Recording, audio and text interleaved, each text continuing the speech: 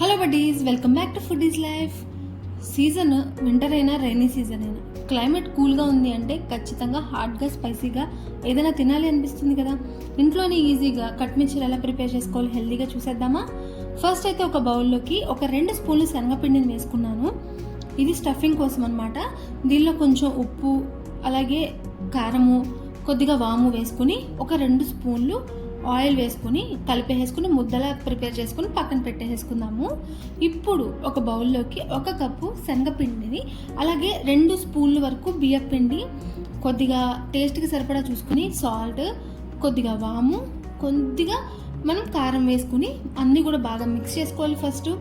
ఆ తర్వాత కొంచెం కొంచెంగా వాటర్ పోసుకుని ఇక్కడ నేను చూపిస్తాను ఫైనల్గా ఆ కన్సిస్టెన్సీ వచ్చేంత వరకు కలుపుకోవాలి. మనం మరీ పల్చగా మరీ గట్టిగా చేసేసుకున్నాం అనుకోండి బజ్జీలు సరిగ్గా రావు. మనకి మిరపకాయకి పిండి కరెక్ట్గా పట్టాలన్నమాట. సో నేను ఇక్కడ కన్సిస్టెన్సీ చూపిస్తున్నాను చూడండి. ఈ కన్సిస్టెన్సీలో వచ్చిన తర్వాత తీసి పక్కన పెట్టేసుకోండి. ఇప్పుడు మనం ఇంట్లో అవైలబుల్గా ఉండే పచ్చిమిరపకాయలతోనే ఈ కట్ మిక్చర్ ప్రిపేర్ చేసేసుకుందాము. అస్సలు కారం ఉండవండి, ఎందుకంటే మధ్యలో గింజలన్నీ కూడా నేను తీసేస్తున్నాను. ఇలా మధ్యలో గింజలన్నీ తీసేసుకుని మన ఇంట్లో ఉన్న పచ్చిమిరపకాయలతోనే వేసుకున్నాం అనుకోండి భలే టేస్టీగా ఉంటాయి. బయట పచ్చిమిరపకాయలు బజ్జీ పచ్చిమిరపకాయలతోనే పని అవసరం లేదు, ఈ పచ్చిమిరపకాయలతో కూడా మనం ప్రిపేర్ చేసుకోవచ్చు. ఇప్పుడు మనం ఇలా గింజలు తీసేసుకుని అన్నీ కూడా మజ్జిగ చీల్ చేసుకుని పెట్టుకున్నాము. ఇప్పుడు ఇంతకు మనం ప్రిపేర్ చేసుకున్నాం కదా స్టఫింగ్ కోసం, సో ఆ పిండిని తీసి కొంచెం లోపలికైతే ఇలా అప్లై చేసుకుంటున్నాను. గింజలన్నీ తీసేసి ఈ స్టఫింగ్ పెట్టుకోవడం వల్ల మనం మామూలు పచ్చిమిరపకాయలతో ఇంట్లో రోజువారీ వాడే పచ్చిమిరపకాయలతో వేసినా కానీ అస్సలు కారమే ఉండవు. ఇప్పుడు మనం ప్రిపేర్ చేసుకున్న ఈ పచ్చిమిరపకాయలన్నీ కూడా పిండిలో వేసేసి ఈ పిండి మొత్తం కూడా మంచిగా కోటింగ్ అయ్యేటట్టు పచ్చిమిరపకాయలకి వేసుకోవాలి. ఇప్పుడు ఇలా ఒక్కొక్క మిరపకాయని పిండితో సహా ఇలా తీసుకుని బాగా కాగుతున్న నూనెలో వేసుకోవాలి. ఇలా ఆయిల్లోకి వేసుకొని ఒక్కొక్కటి కూడా అన్నీ కూడా వేసుకోవాలి. తర్వాత ఇవన్నీ కూడా లో ఫ్లేమ్లో పెట్టుకుని మనం వేయించుకోవాలి.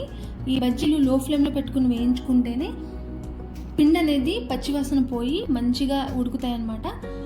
ఇలాగా కలర్ కొంచెం చేంజ్ అవుతుంది అనుకున్నప్పుడు మనం ఇలా కలిపేసేసుకుని అన్నీ కూడా బాగా వేయించేసుకోవాలి. ఇలా వేగిపోయిన తర్వాత వీటిని తీసేసి పక్కనైతే పెట్టేసుకోవాలి.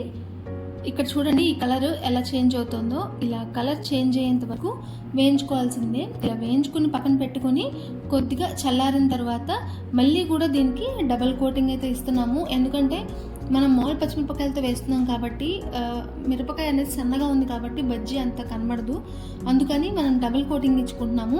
ఇలా ఇచ్చుకున్నా కానీ ఏం పర్వాలేదు, బాగానే వస్తాయి బజ్జీలు.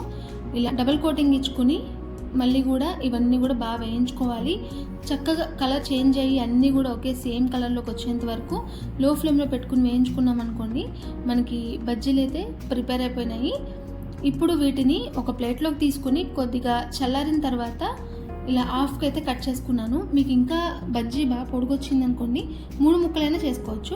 ఇక్కడ నేను ఒక బజ్జీని 2 పీసెస్గా డివైడ్ చేసుకున్నాను.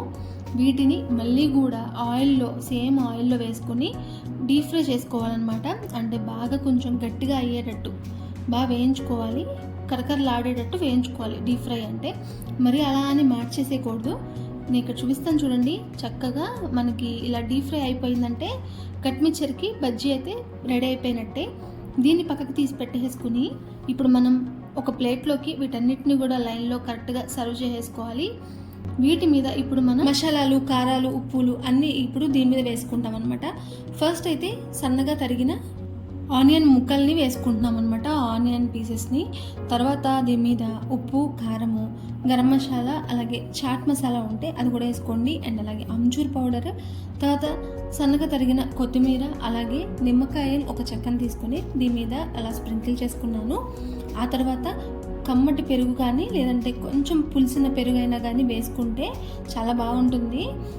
ఆ పైన వేసేసుకుని మీ ఇంట్లో ఉంటే సన్నని కారపూస కూడా దాని మీద వేసుకోండి, బాగుంటుంది.